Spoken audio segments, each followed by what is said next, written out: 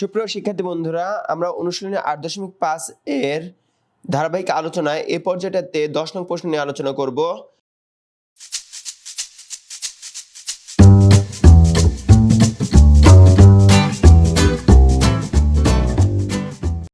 দশ নং প্রশ্নে বলা আছে যে কোনো বৃত্তে এমন একটি স্পর্শক আঁকো যেন তার নির্দিষ্ট সরলরেখার উপর লম্ব হয়। তার মানে এখানে একটা জিনিস যে বৃত্ত আছে আর আরেকটা জিনিস আছে সরলরেখা। তো আমরা ওই দুইটা জিনিস আগে অঙ্কন করে নেব, যে একটা বৃত্ত অঙ্কন করে নেব এবং সাথে সাথে একটা সরলরেখা অঙ্কন করে নেব। তো আমরা বলতে পারি যে এখানে একটি বৃত্ত, একটা বৃত্ত অঙ্কন করে নিলাম এবং একটা সরলরেখা আমাদের অঙ্কন করতে হবে। তো আমরা বলতে পারি যে কোনো একটি সরলরেখা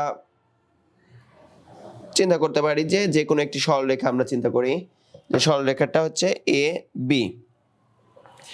এখন ও কেন্দ্র বিশিষ্ট বৃত্ত, হ্যাঁ, ও থেকে এ বি এর উপর যে কোনো একটা বিন্দু আমরা ধরবো, ধরতে পারি যে ই আছে একটি বিন্দু, তাহলে ও এবং ইটাকে আমরা যোগ করে দিই।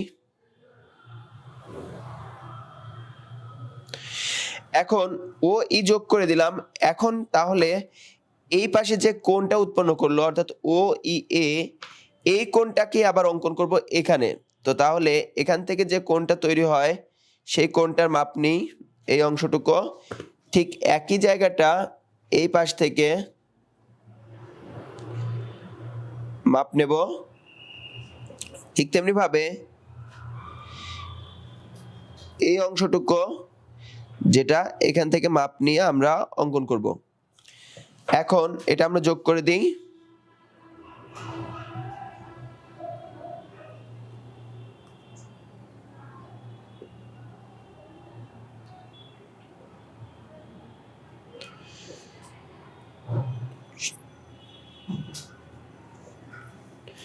এটা যোগ করে দেওয়ার সাথে সাথে আমাদেরকে আরেকটা কাজ করতে হবে, সেটা হচ্ছে বিপরীত দিকে বর্ধিত করে দিতে হবে।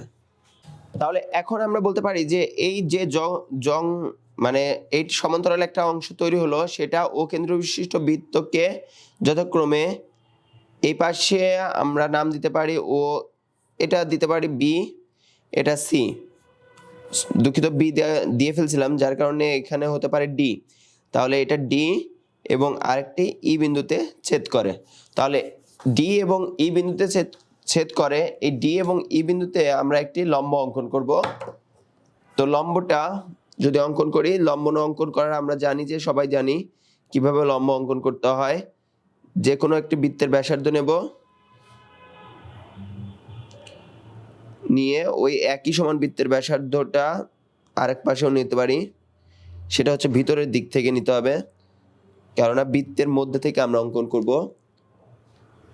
এখান থেকে ওই একই মাপ নিয়ে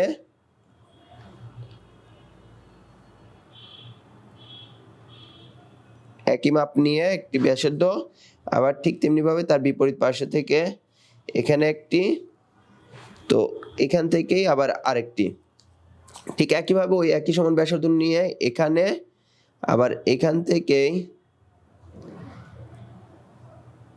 আরেকটি ব্যাসার্ধ নেব, যেটা এখানে ওই একই সমান ব্যাসার্ধটা নিয়ে তাহলে আমরা লম্ব দুটো অঙ্কন করব।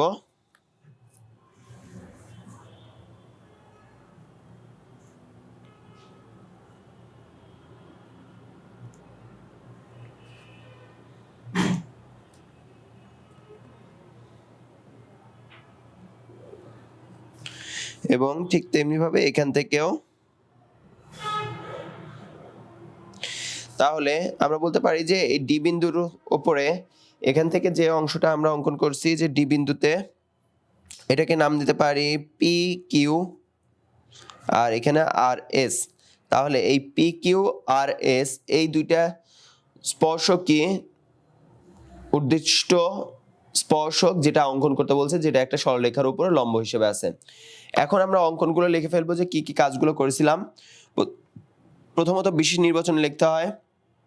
তো বিশেষ নির্বাচনে যেগুলো দেওয়া ছিল সেটা সেই অনুযায়ী লিখবো, যে মনে করি ও কেন্দ্র বিশিষ্ট একটি বৃত্ত দেওয়া আছে, ও কেন্দ্র বিশিষ্ট একটি বৃত্ত ও একটি সরলরেখা, সরলরেখাটা হচ্ছে এবি, তাহলে একটি সরল রেখা এবি দেওয়া আছে, এবি দেওয়া আছে। তো আমরা এটাকে করতে পারি যে স্পর্শকটি অঙ্কন করতে হবে, স্পর্শকটি আঁকতে হবে। তাহলে স্পর্শক অঙ্কনের যে অঙ্কনের ধারাবাহিক বর্ণনাতে আমরা সেগুলো লিখে ফেলবো অঙ্কনের ধারাবাহিক বর্ণনায়। প্রথমত যে কাজটা করেছিলাম যে এবি এর মধ্যে যে কোনো একটি বিন্দু, যে কোনো বিন্দু আমরা নিছিলাম ই, যে কোনো বিন্দু ই নেই।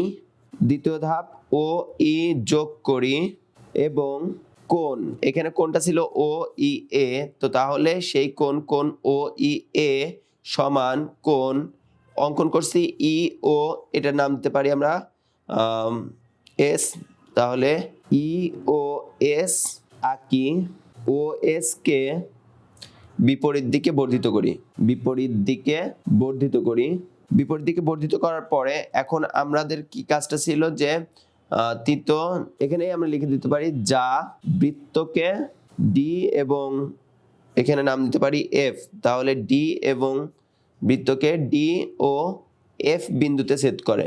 এখন তৃতীয় কাজটা করছিলাম যে ডি ও এফ এর উপর পি কিউ ও আর এস লম্ব আঁকি। তাহলে লম্বটা অঙ্কন করার পরে এখন আমাদের কি হয়েছে, অতএব পি কিউ ও আর এস ই নির্ণেয় স্পর্শক। এটাই ছিল, এটাই অঙ্কন করার কথা ছিল, এটাই অঙ্কন করে দেখানো হলো। ধন্যবাদ সবাইকে।